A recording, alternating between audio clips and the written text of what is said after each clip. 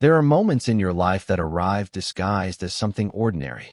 They wear the camouflage of a Tuesday night, the familiar weight of a worn-out blanket, the low hum of a refrigerator. You don't recognize them as watershed events at the time. It's only later, when you trace the map of your own heart, that you find the big, bold line drawn through that specific, unremarkable evening, marking the point where the entire landscape of your world began to shift, the tectonic plates of your soul grinding into a new and terrifying alignment. For me, that moment was a Tuesday. It was late, the city outside my window having finally exhaled its last frenetic breath, and Julian was asleep on my lap. This, in itself, was not the seismic event. This had become our ritual. But that night, the quality of the silence was different.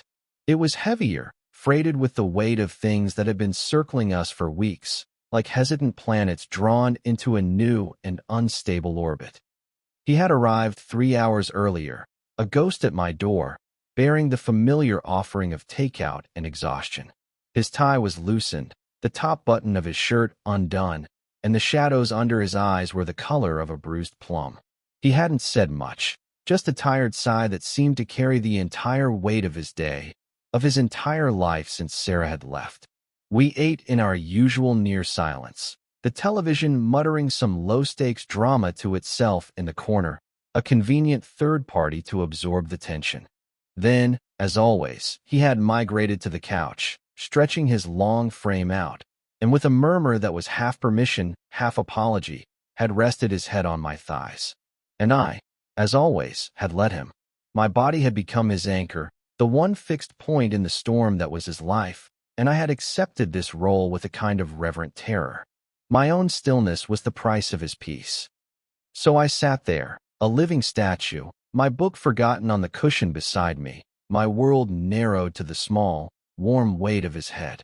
The light from the street lamp outside cast long, skeletal shadows across the room, striping the floorboards and climbing the walls like ivy.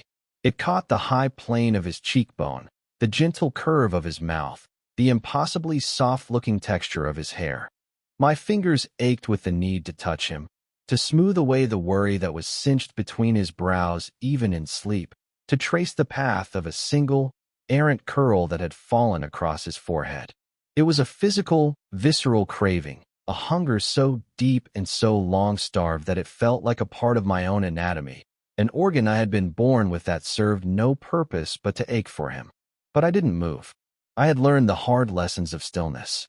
I had learned to be a harbor, a place of quiet water where he could drop anchor and be safe from the tempest. Harbors don't have hands that reach. They simply are. They wait. His breathing was a soft, rhythmic tide against the fabric of my jeans, a sound that had become more familiar to me than my own heartbeat. In and out, a slow, steady current that seemed to be pulling the very air from my own lungs.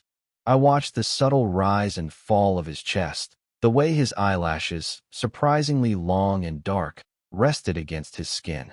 He looked younger in sleep, the carefully constructed armor of his professional life stripped away, leaving only the boy I remembered. The boy who had sat next to me in a noisy cafeteria 15 years ago, his own easy confidence a son I was content to orbit from a safe distance. He was still that boy, somewhere beneath the layers of responsibility and heartbreak. I saw him in the slight parting of his lips, in the twitch of his fingers against the worn velvet of the couch cushion. I realized with a sudden, painful clarity, the curator of this secret museum. I was the only one who was ever allowed into these quiet galleries where the unguarded versions of Julian were kept. The air in the room felt thick, viscous. It was like trying to breathe underwater. Every tiny sound was amplified. The creak of the floorboards in the apartment above, the distant, melancholy wail of a siren slicing through the night. My own heart was a frantic drum against my ribs, a wild, panicked bird beating its wings against a cage. This was the razor's edge I walked every time he was here. This tightrope of intimacy, stretched taut between the two massive, unmovable pillars of friendship and desire. One side was a safe, familiar home I had lived in for more than a decade. The other was a terrifying, unknown country from which there would be no return. And here I was, balanced precariously in the middle, with Julian sleeping peacefully, completely unaware of the chasm yawning below us. He trusted me implicitly. He trusted me with his exhaustion, with his silent grief, with his physical presence. He did not know that he was also trusting me with my own heart, a fragile, volatile thing I kept locked away. I thought about my camera, sitting on the shelf across the room. I thought about the process of developing a photograph, the delicate chemistry of it. You expose the paper to the light, but only for a moment. Too little, and the image remains a ghost, a faint suggestion of what could have been. Too much, and you burn it out completely, flooding the entire canvas with black, erasing everything. That was us. For years, I had been exposing my heart to the light of him, in carefully controlled doses. A shared glance, a laugh that lingered a second too long, the casual brush of his arm against mine, each one a brief opening of the aperture, letting just enough light in to keep the image of him developing in the darkroom of my mind, but never enough to risk overexposure. This ritual, these nights on the couch, felt like leaving the shutter open. The image was getting brighter, the lines sharper, clearer, but the risk of it all turning to black, of ruining the single most precious thing in my life, was becoming overwhelming. That night, the air felt charged with it. The developer fluid was agitated. The image was about to either resolve into breathtaking clarity or dissolve into nothingness. And as I sat there, watching him breathe, I knew, with a certainty that chilled me to the bone, that I was no longer in control of the process. Our story, like most stories of consequence, began with something small. It began with a sandwich. Not a particularly memorable sandwich, probably turkey on wheat bread, the kind a hurried mother packs for a perpetually hungry teenage son. It was sophomore year of high school. I was Leo, the quiet kid who spent his lunch periods tucked into a corner of the art room. The smell of turpentine and clay a far more comfortable cloak than the cacophony of the cafeteria. I was gangly and awkward, all sharp angles and nervous energy, more at home with a sketchbook than with people. I was also chronically forgetful, my head so full of charcoal sketches and light values that practical things like packing a lunch often got lost in the shuffle. On this particular day, my stomach was a hollow, echoing cavern, its rumblings a miserable counterpoint to the scratching of my pencil on paper. And then there was Julian. Julian was the opposite of a corner. He was the center of Disponivis, a sun around which lesser planets like me arranged our orbits. He was the co-captain of the soccer team, effortlessly popular, with a laugh that could fill a hallway and a smile that seemed to be handed out generously and without prejudice. He wasn't a bully, not one of the cruel, swaggering jocks from a teen movie.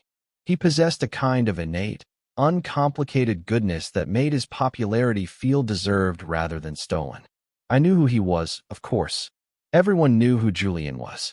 I had even sketched him from a distance once, trying to capture the dynamic energy of him on the soccer field, a study in motion and grace. But he, I was certain, had no idea I existed. So when he appeared in the doorway of the art room that day, it felt like a glitch in the social matrix of our high school. He scanned the room, his eyes skipping over the half-finished canvases and lumps of clay, and then, impossibly, they landed on me. He walked over, his sneakers silent on the paint-splattered linoleum. I braced myself, expecting some kind of joke, a dare from his friends. Instead, he stopped in front of my table. "You're Leo, right? You're in my English class." I could only manage a nod, my throat suddenly tight. My entire being was focused on the fact that Julian was speaking to me. He gestured with his chin toward my empty table space. "You forget your lunch again." Again, the word hung in the air. He had noticed. It wasn't just this one time. He had been peripherally aware of my existence, of my recurring, hungry solitude. The thought was both mortifying and strangely, deeply touching. I felt a hot flush creep up my neck. I nodded again, unable to form words. He didn't laugh. He didn't make a big deal of it. He just unzipped his own backpack, pulled out a lunchbox, and opened it. He took out a sandwich, neatly wrapped in plastic, and then a second one. He placed the second one on my table. "My mom always packs me too," he said, as if it were the most natural thing in the world. Says I have hollow legs. I can never finish them both, he shrugged, a simple, easy gesture. So, if you want it. And that was it. That was the beginning. He sat down in the empty chair across from me and started eating his own sandwich, talking about a history test we had coming up, about a movie he'd seen. He filled the silence I was so used to, not with noise, but with a comfortable, undemanding presence. I ate the sandwich he gave me. It tasted like kindness. It tasted like the beginning of my life. From that day on, it became our thing.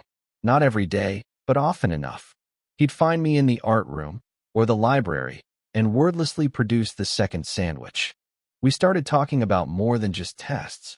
I learned about his frustrating soccer coach, his annoying younger sister, his dream of designing video games. He learned about my love for black and white photography, my struggle to draw hands correctly, my secret belief that the world looked better and more honest through a camera lens. This foundation of quiet understanding and shared space followed us to college. We ended up at the same university, a coincidence that felt like fate, and when it came time to find off-campus housing, becoming roommates was the only option that made sense.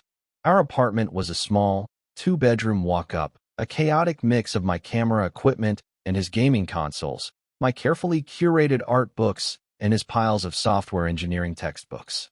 It was a physical manifestation of our friendship, two different worlds coexisting in a messy, comfortable harmony. He was the anchor of my social life, pulling me out of my shell and into the orbit of his friends, always making sure I felt included. I was his quiet center, the one he came back to when the noise of the outside world got too loud. He had girlfriends, of course, a series of them, bright and pretty and, to my biased eyes, never quite right for him. There was Jessica, who talked too much, and Emily, who seemed to be allergic to silence. And then there was Sarah. Sarah was serious. She was smart and ambitious, a law student with a 5-year plan that Julian seemed to slot himself into seamlessly. They looked good together. They made sense. The kind of couple you saw and thought, yes, that is how it's supposed to work. And I played my part. I was the supportive best friend. I listened to him talk about her, offered advice, went on the occasional, excruciating double date where I felt like a third wheel on a unicycle. All the while, something was growing inside me, a silent, creeping vine. My affection for him, once a simple, grateful friendship, was deepening, branching out, its roots taking hold in the very bedrock of my soul. I don't know when, exactly, it turned into love. There was no single moment of lightning strike realization. It was a slow development, a gradual dawning. It was in the way I'd find myself watching him when he was engrossed in a line of code, his brow furrowed in concentration, the tip of his tongue caught between his teeth. It was in the private, unguarded smile he saved just for me when I said something unexpectedly funny. It was in the profound sense of rightness I felt just being in the same room with him, our separate silences weaving together into a single, shared quiet. My camera became my confidant. It was the only way I could safely express the magnitude of what I felt. I have hundreds of photos of him from those years. Julian, laughing, head thrown back, a blur of joyful motion. Julian, asleep on our lumpy college couch, a textbook open on his chest, the afternoon light painting him in gold. Julian, staring out the window on a rainy day, a pensive, melancholic look on his face that he never showed anyone else, a look of deep, restless searching. Through my lens, I could study him, I could adore him, I could possess him in a way that was safe, a way that would never threaten the delicate ecosystem of our friendship. The photographs were my love letters, written in silver halide and light, addressed to him but never, ever sent. I was the quiet observer, the chronicler of his life, and I had convinced myself that this was enough. To be his friend, to be his anchor, to be the keeper of his secret, softer self. It was a privilege I was terrified of losing. It was everything, and for a long time, I was able to pretend it was enough. The shift, when it came, was not a gentle tremor but a violent, shearing earthquake. It was triggered, as so many life-altering events are, by a phone call. I was in my darkroom, the acrid sweet smell of developer clinging to the air, watching an image of a winter bear tree slowly emerge in the chemical bath. My phone, left on a stool by the door, buzzed insistently, its vibration a jarring intrusion into my crimson-lit sanctuary. It was Julian. I almost let it go, assuming it was a call to confirm dinner plans, but something in the sheer persistence of the buzzing made me wipe my hands and answer. Leo. His voice was thin, frayed at the edges, a thread stretched to its breaking point. It was the voice of a stranger. Julian? What's wrong? Where are you? There was a long pause, filled with the sound of what I realized was a choked-back sob. It's over, he finally managed to say, the two words cracking in the middle. Sarah and me. It's over. It wasn't just a breakup. It was the demolition of a future. Sarah had been offered a partnership at a firm in Chicago. She had accepted it. She was leaving in 2 weeks. And she had assumed, without discussion, that Julian would pack up his life, leave his job, his home, his friends, leave me, and follow her. When he had hesitated, when he had expressed a desire to build his own career here, she had seen it not as a negotiation but as a betrayal. The 5-year plan did not have room for deviation. The argument had been brutal, a final, catastrophic unraveling of years of unspoken compromises and mismatched expectations. He had returned to their shared apartment to find her already packing boxes, her efficiency a cold, sharp blade. The life he had been building, the person he thought he was going to be, had been dismantled in the space of an afternoon. He didn't ask to come over. He just appeared. An hour after the call, my doorbell rang, and he was standing there, looking like a refugee. He was carrying nothing but the clothes he was wearing and a profound, hollowed-out emptiness in his eyes. He walked past me into my apartment, his old home, and stood in the center of the living room, looking around as if he'd never seen it before. He was adrift, his anchor chain cut, and he had drifted back to the only safe harbor he had ever known. That night began the new chapter of our lives, the one marked by a quiet, desperate clinging. He didn't want to talk about it, not really. He deflected my questions with monosyllabic answers and a weary shake of his head. He didn't want analysis or advice. He just wanted presence. He needed to not be alone in the echoing emptiness of the apartment that was no longer his home. He needed the familiar weight of our shared history to keep him from floating away entirely. So we fell into a new, unspoken routine. He would work late, then appear at my door, his shoulders slumped with the weight of it all. We would watch movies, the plots washing over us, the dialogue a meaningless distraction. He was seeking a specific kind of anesthetic, the kind that only quiet, constant companionship can provide. The first time he fell asleep on the couch, it felt accidental. His exhaustion was a palpable thing, a heavy cloak he couldn't shrug off. His head had lolled to the side, then slowly, incrementally, had found its way to my shoulder. I had frozen, my entire body rigid, listening to the sound of his breathing deepening into the slow, steady rhythm of sleep. I sat there for 2 hours, my arm numb, a protest of pins and needles screaming up to my shoulder, but I didn't move. I wouldn't have dreamed of it. It felt like I was holding something infinitely precious and fragile, a piece of broken trust that had been placed in my care. The second time, a few nights later, it felt less accidental.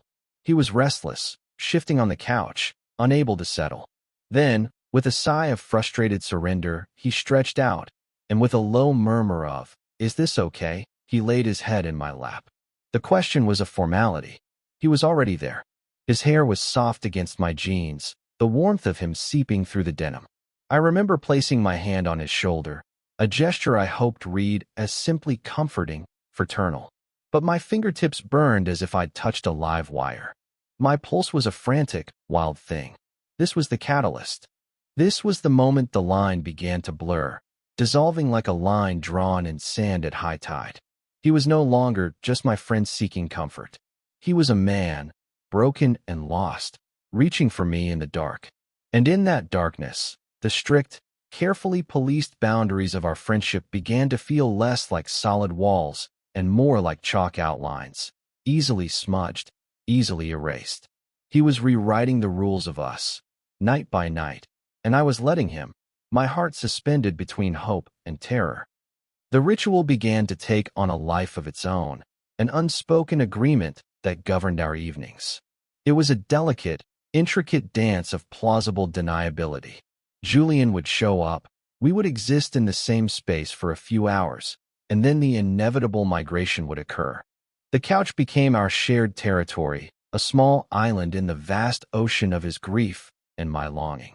His head in my lap became the default posture, the natural conclusion to our evenings.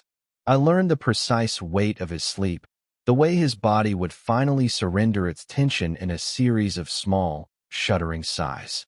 I learned the scent of his shampoo, a clean, green apple fragrance that I began to associate with a feeling of profound, aching tenderness.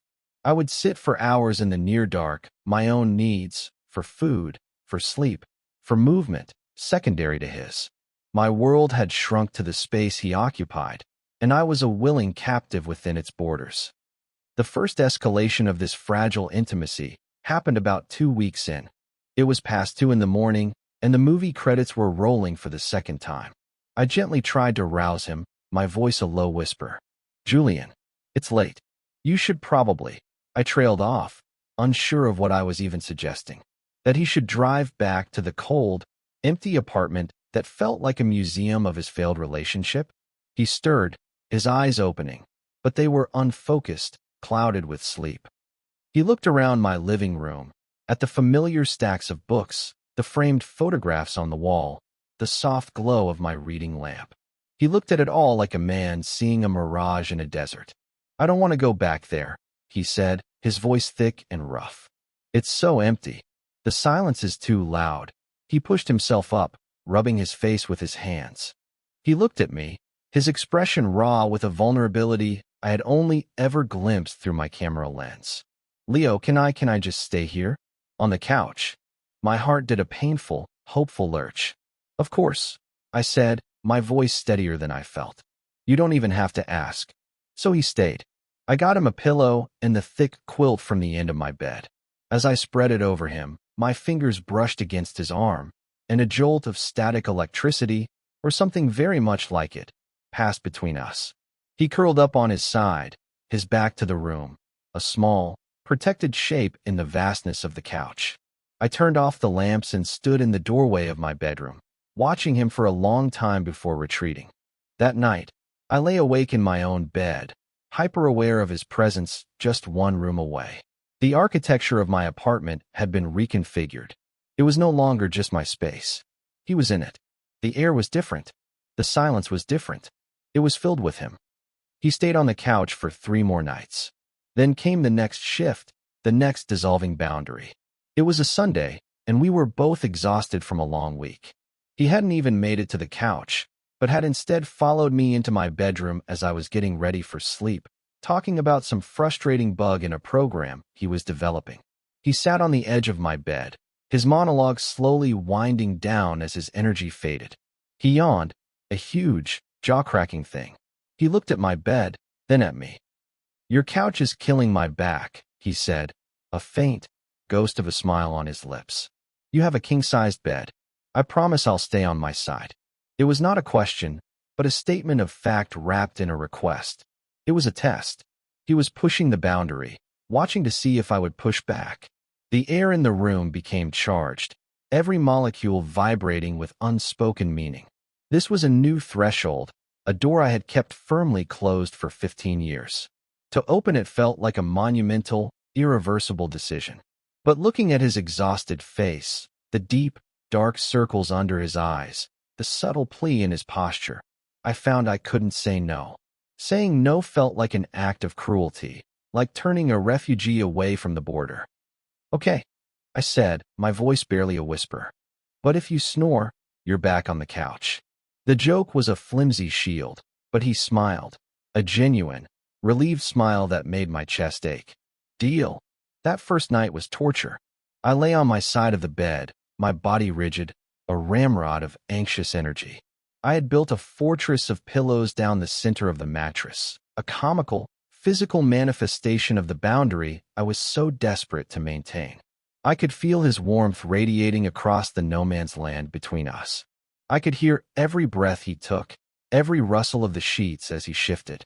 I was acutely aware of him in a way that was almost painful, a sensory overload that left no room for sleep. He, on the other hand, was asleep in minutes, his breathing falling into that familiar, steady rhythm that had become the soundtrack to my life. The pillow wall lasted for 2 nights. On the 3rd night, I woke up in the middle of the night to find it had been dismantled. The pillows were on the floor, and he was closer, his back a warm, solid line pressed against mine. My first reaction was a jolt of pure, unadulterated panic. My heart hammered against my ribs. I lay there, stock still, trying to breathe silently. Was he awake? Had he done this on purpose? Or was it just the unconscious, unthinking movement of a sleeper? His breathing was deep and even. Asleep. It had to be. He was just seeking warmth, comfort, the way a child seeks out a parent in the dark. It meant nothing. It meant everything. From then on, the ritual evolved in the shared space of my bed. The nights were a landscape of excruciating, ambiguous intimacy. He was a restless sleeper, or so he seemed.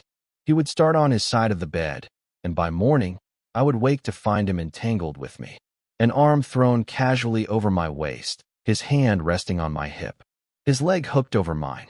Once, I woke up with my face buried in his hair, my arm around his chest, and his hand was covering mine. We were holding hands in our sleep. I had pulled away that time as if burned, my heart pounding with guilt and fear, and I had slipped out of bed before he could wake up and find us like that. Each morning, neither of us spoke of it. We would wake up, he would mumble a thank you, get dressed, and leave for work, and the entire night of tangled limbs and shared breath would be packed away into a box of unspoken things. It was a perfect system of plausible deniability. He could take the comfort he so desperately needed, and because it all happened under the cloak of sleep, he never had to acknowledge what he was doing, what he was asking for. And I was left to dissect every movement, every shift in weight, every unconscious touch. Was it a question? Was his sleeping body asking for the things his waking mind couldn't? Or was I just a convenient, warm body, a human hot water bottle? I was drowning in the ambiguity of it, the endless cycle of hope and doubt. I began to think of it in terms of currents. He was a powerful, unpredictable tide, pulling me closer in the night, only to recede with the morning light, leaving me stranded on the shore, littered with the debris of my own overthinking. The space between us and the bed became a living thing, a charged field that crackled with unspoken energy. Some nights, he would stay on his side, a foot of empty space between us, and I would lie awake, aching with a sense of rejection, the coldness of the sheets a physical manifestation of my loneliness. Other nights, he would turn towards me as soon as the light was out, his body a clear and present question, and I would lie there, barely breathing, waiting for a touch that sometimes came and sometimes didn't. This was my life now, waiting for the tide, praying for the tide, dreading the tide. It was a beautiful, exquisite agony, and I didn't know how much longer I could survive it. The breaking point arrived on a Wednesday, during a week of heavy, relentless rain. The city was weeping, the sky a uniform shade of sorrowful gray.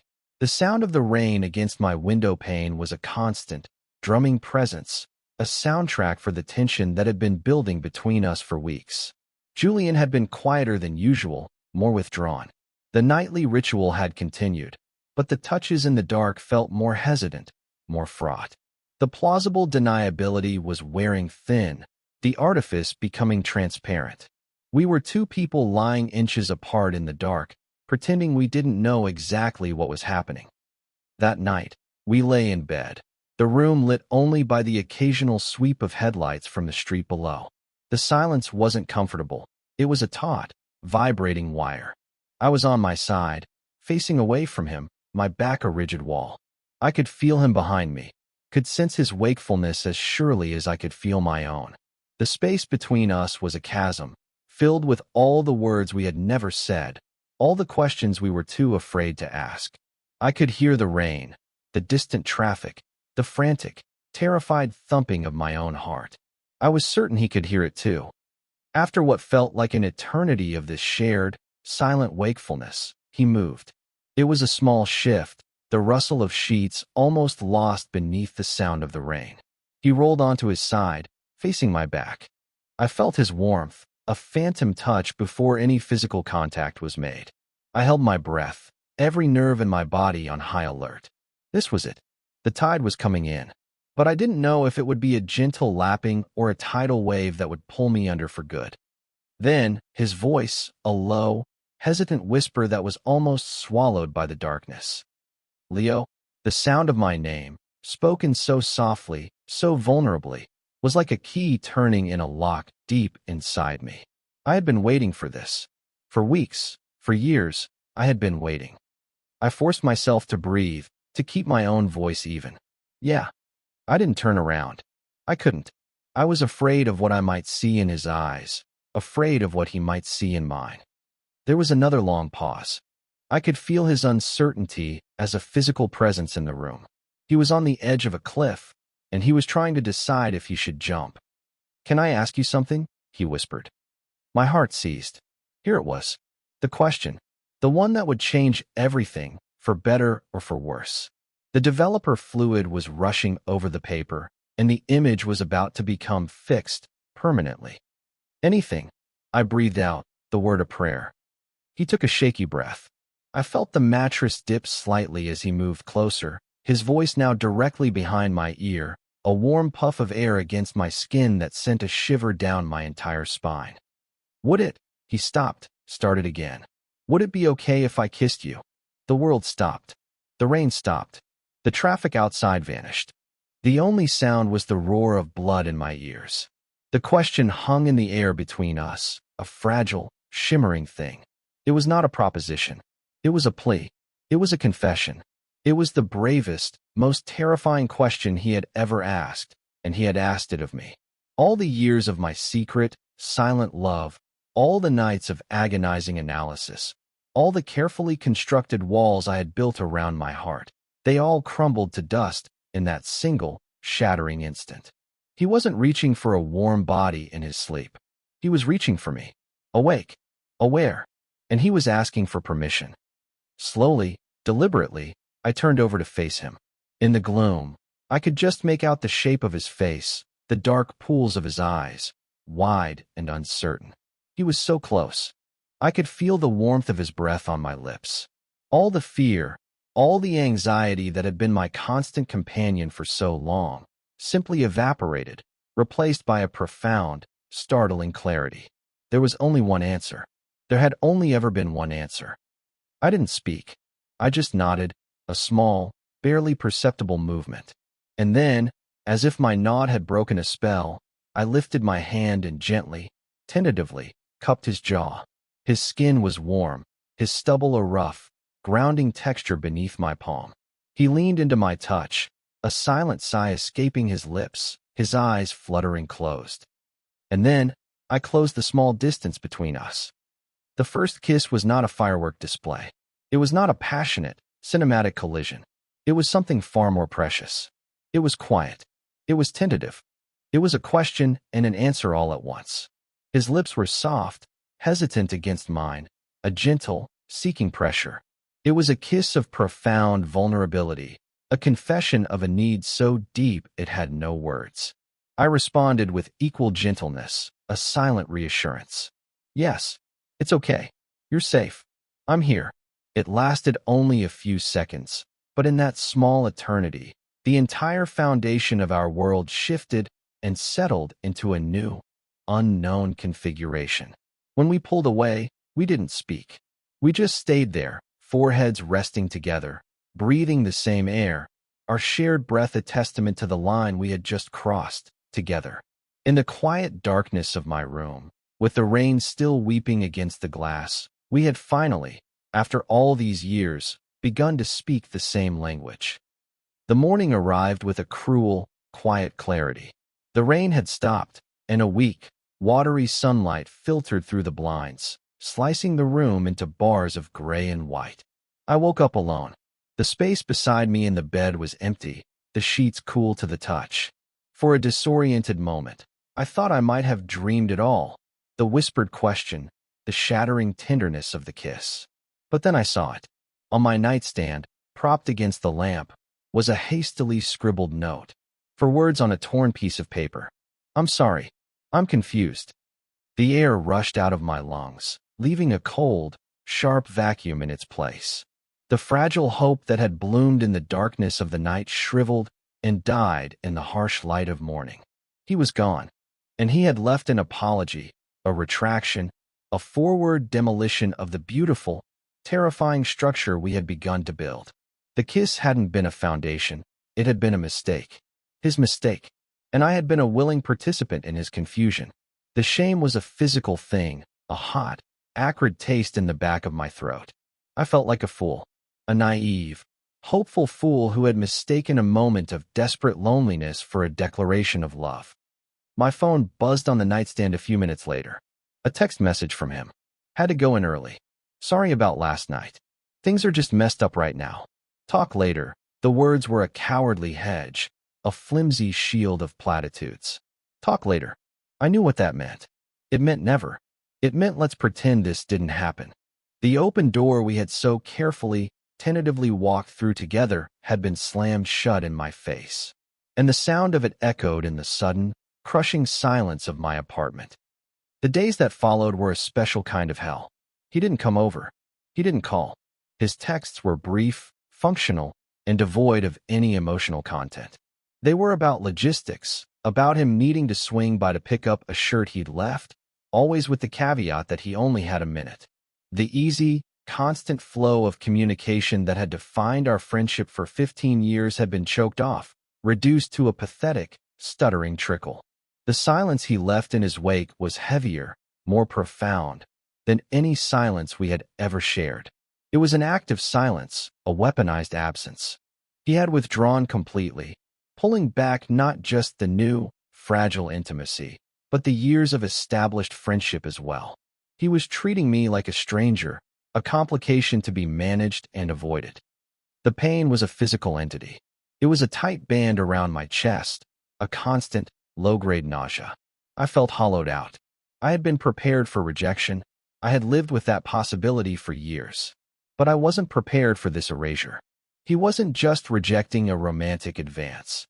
He was trying to delete the entire context of our relationship, to pretend the last few months of shared beds and whispered secrets had never occurred.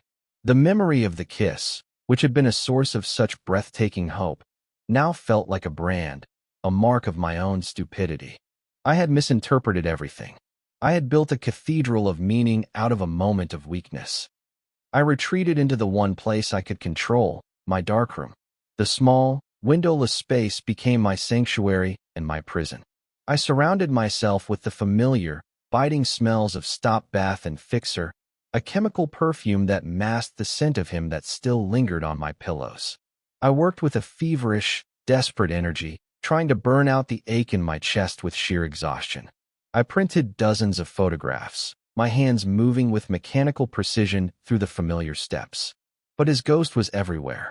I'd pull a print from the developer, an image of a deserted street corner, and my mind would superimpose him onto it, standing under a streetlight, looking lost. I developed a roll of film from weeks earlier, and there he was, laughing on my couch, his head thrown back, a picture of a joy that now felt like a cruel joke. My art, which had once been my refuge and my secret language of love for him, was now a gallery of my own heartbreak. After a week of this agonizing silence, something inside me broke. It wasn't anger, not yet. It was a cold, hard clarity. I could not live like this. I could not live in this limbo, this ghost-haunted space he had created. I could not allow him to unilaterally decide that 15 years of friendship were disposable. The love I felt for him was deep and abiding, but my self-respect, a small, battered thing, was demanding to be heard. He didn't have to love me back. He didn't have to want me. But he did have to face me. He owed me the dignity of an honest conversation.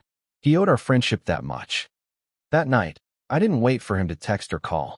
I put on my jacket, walked out of my apartment, and headed to his. The apartment he had shared with Sarah. The place he had been avoiding like a plague house. As I walked, a cold, determined calm settled over me. The fear was still there, but it was no longer in control. I was going to get an answer. I was going to turn the light on in this dark room. He had locked us both inside. I had to knock 3 times before he answered. The door opened a crack, and his face appeared, shadowed and wary. He looked terrible. He hadn't shaved, and the dark circles under his eyes were deeper than ever. He looked like he hadn't slept in a week. "Leo," he said, his voice flat. He didn't open the door any wider. "What are you doing here?" "We need to talk, Julian," I said, my own voice calm, devoid of accusation. "Not over text. Not later. Now. Let me in."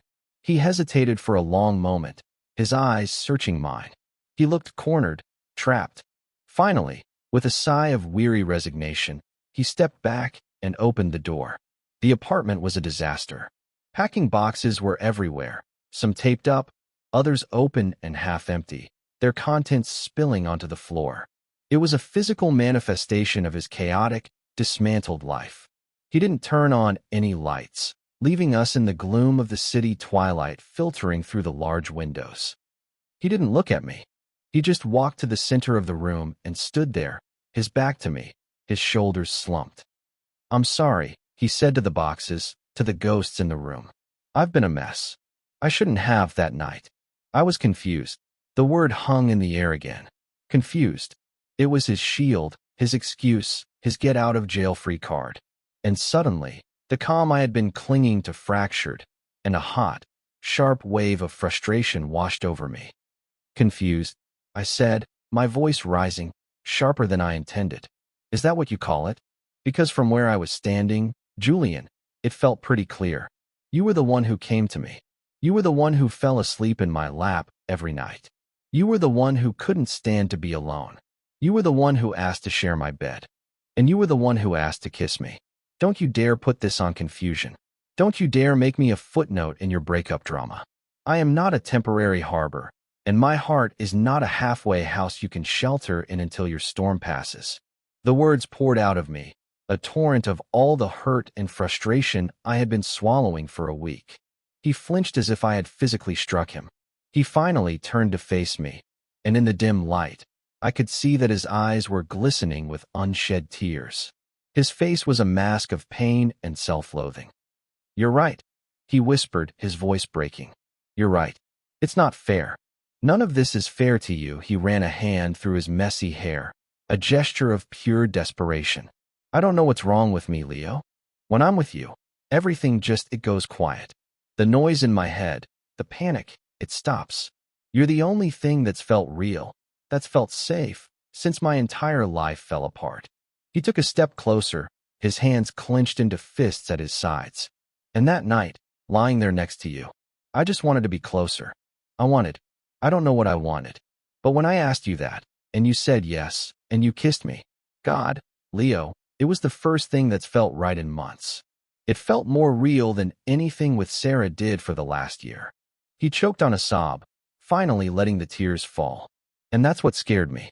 It terrified me. Because what does that mean? What does it say about me? I've spent my whole life on this one track, this one idea of who I'm supposed to be, what my life is supposed to look like. And that kiss, it blew all of that up.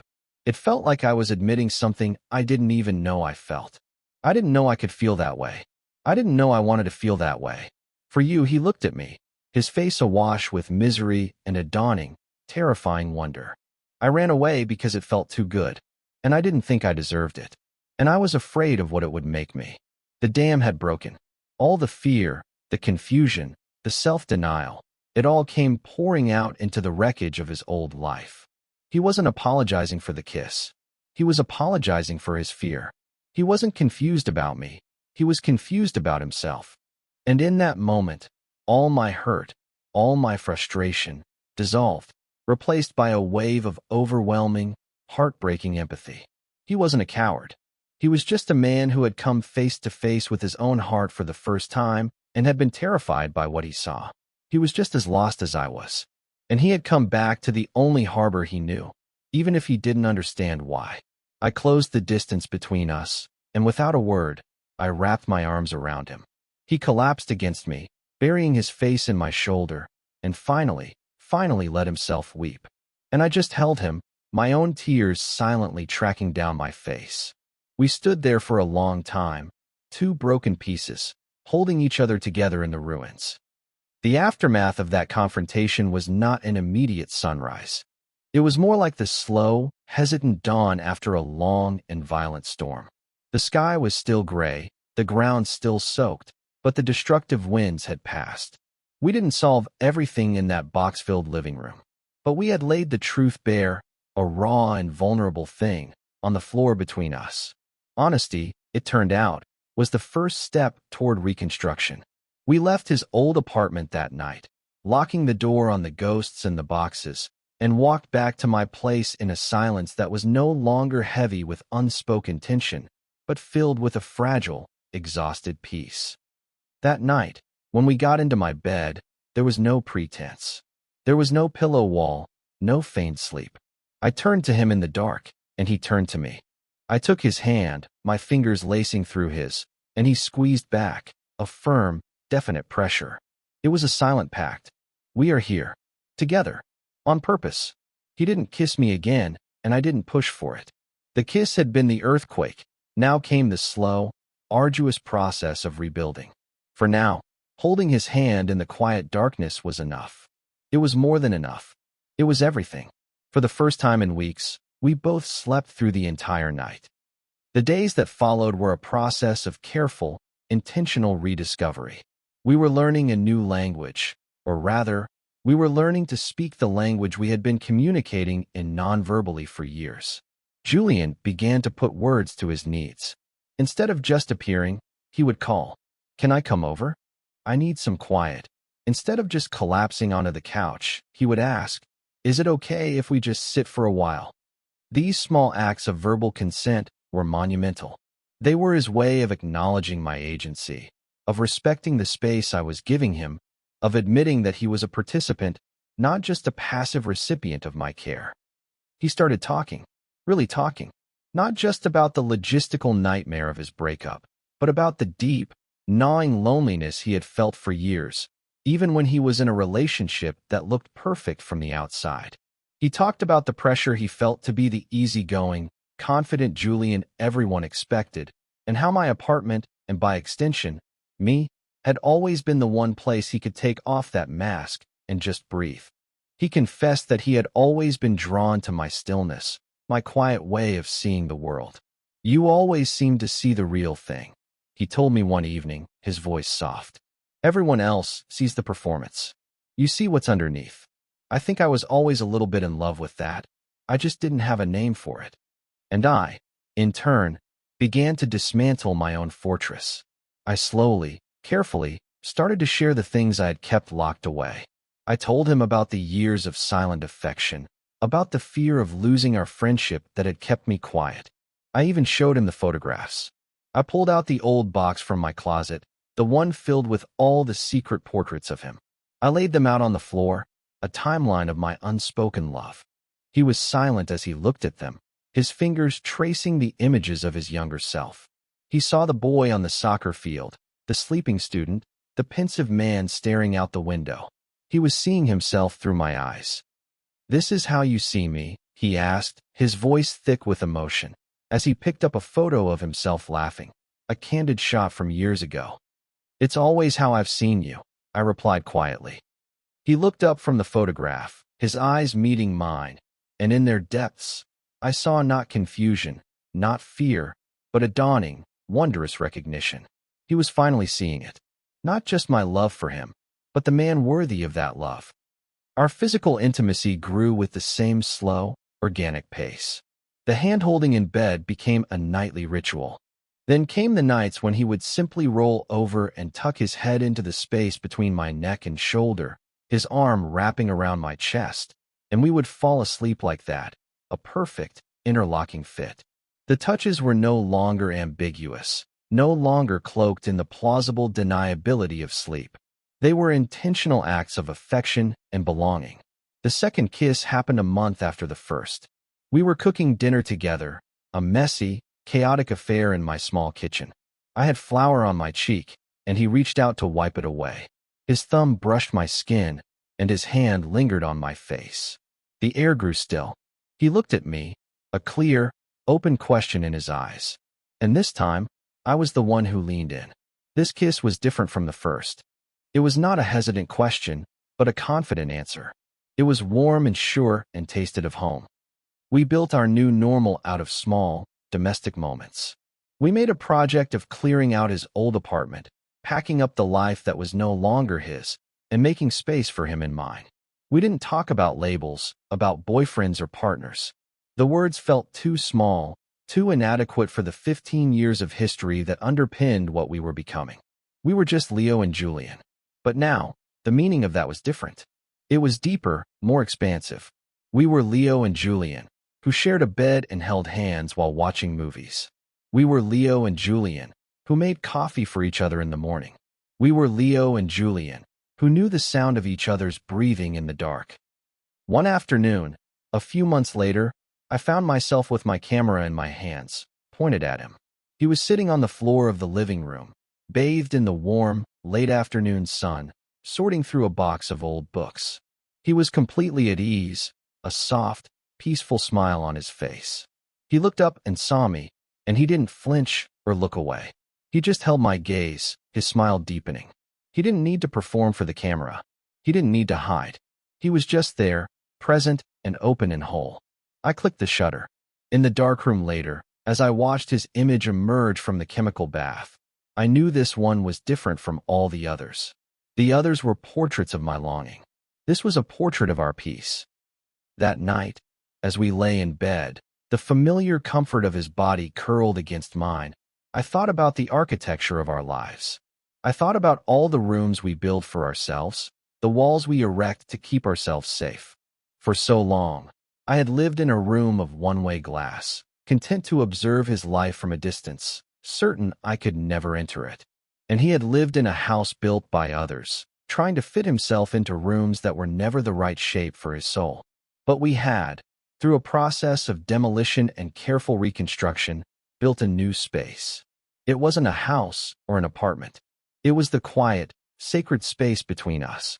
It was a home we had built together, furnished with honesty and paved with 15 years of unwavering friendship. The bedroom door was closed, not to shut the world out, but to keep our small, precious world in. He shifted in his sleep, his arm tightening around me, his breath a warm, steady presence against my neck. I closed my eyes, no longer a watcher, no longer waiting for a tide. I was home. We had begun to heal in the beautiful, honest silence we had finally learned to create together.